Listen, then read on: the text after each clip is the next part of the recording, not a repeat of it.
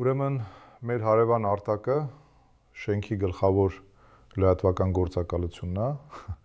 ամեն ինչ պիտի իմանա, թե ով ինչ է առել կամ բերել։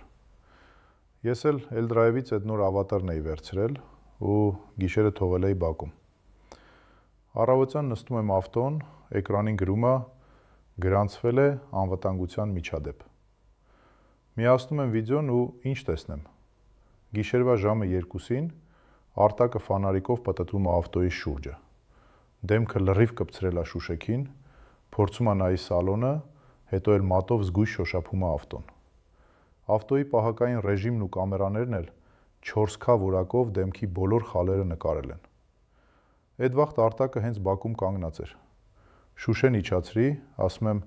Արտակ ջան, գիշերը ավտոյիս մեջ լույս չկար, բայց էկրանին դեմքդ շատ սիրուն էր նայվում։ Մարդու գույնը լրիվ գնաց, քարացավ։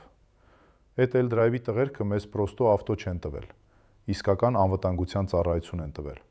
որտեղից ոչ մի բան ու ոչ մի հարևան չի վրիպում։